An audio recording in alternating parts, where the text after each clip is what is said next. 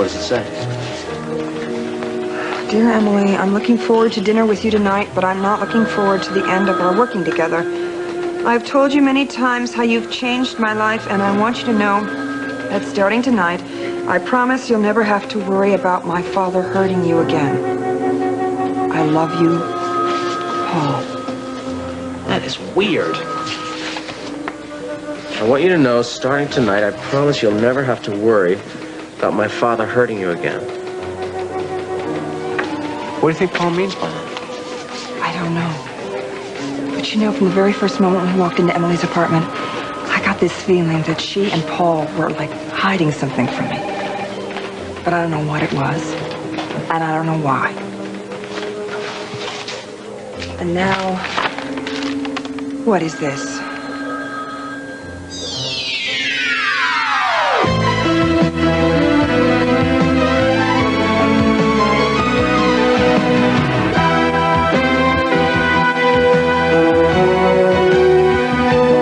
As the world turns. This portion brought to you today by Improved Ultra Pampers Plus, because healthy skin begins with dry skin.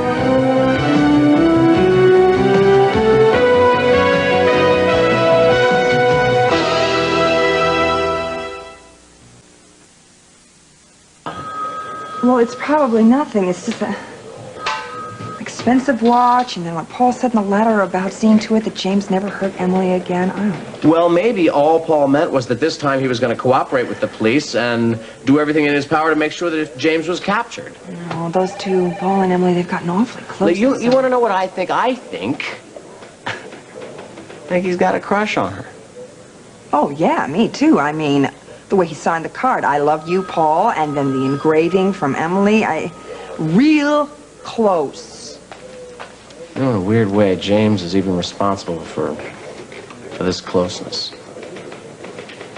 So listen, you gonna try to get home tonight and get a couple hours sleep? Come on.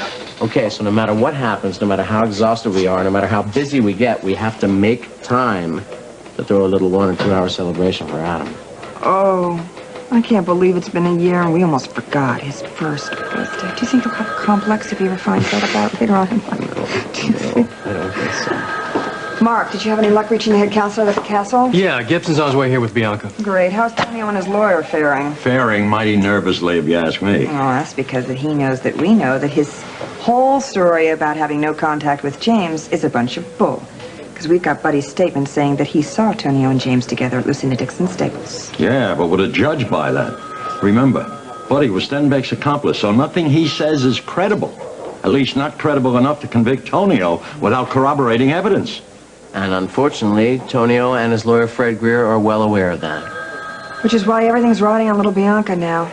I'm just praying the reason she ran away from Tonio's is because she saw something there that frightened her. Something having to do with James. Well, the trick here is going to be able to get her to admit that. From what I've seen of Bianca while she's living at the castle, she's scared to death of Tonio, but at the same time, I think she kind of worships him.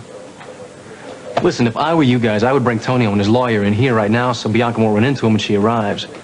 That way you'll minimize the possibility of Tonio being able to intimidate her before you question her. I like the way you think, Harrington. You ever miss police work? Yeah, I must admit I do at times. Yeah, good. Because I'm looking to hire another detective, and you just might be the man for the job. You see the glint in Mac's eye? I mean, my God, the thought of pinning something on Tonio is giving his adrenaline a boost. Well, he's not the only one. Have you noticed you're in overdrive as well? Just how much longer are you planning on detaining my client, Detective Hughes? Your client is free to go anytime he wishes, only I think it's a little pointless because once Bianca Marquez comes in here and corroborates the fact that your client had contact with James Stenbeck at the Dixon stables, he'll have to come right back here for booking.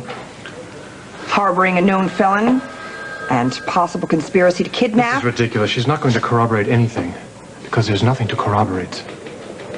Well, we'll see about that, won't we? Hello, Bianca. Thank you very much for coming in.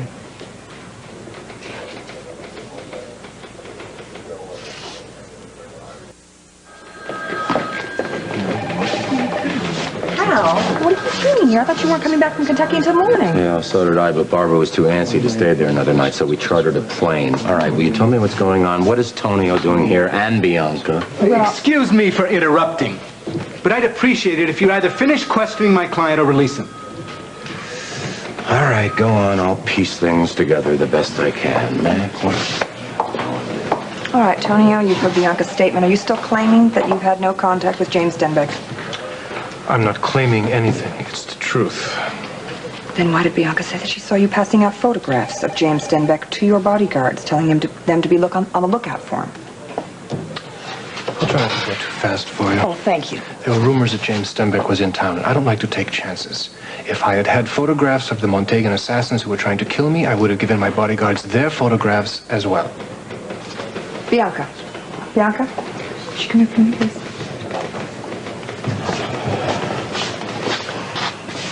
Bianca, did you ever see James Stenbeck? Are you sure? Maybe in Tonio's penthouse, or... No, Senora. I never saw him, but I could tell that Senor Tonio was very frightened of him, and he spoke as if he was still alive. Did Mr. Stenbeck ever telephone the penthouse? Or did a man named Chavez ever call and ask for Tonio?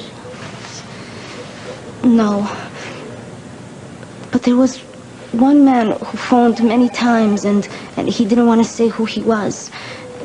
He had a deep voice. Oh, now this is really getting absurd. My clients call me at home all the time. I've got that artist rendering of Stenbeck disguised as Chavez. Oh, thank you. Now, Bianca, have you ever seen this man? No, Senora. Are you sure? All right, there you have your answer. She has no knowledge of my client having had any contact with Stenbeck. End of story. Mr. District Attorney?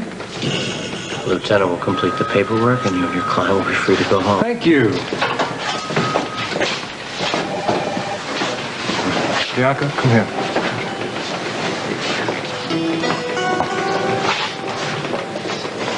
When I gave you asylum in this country, I told you that my home would always be open to you and that I would always give you work.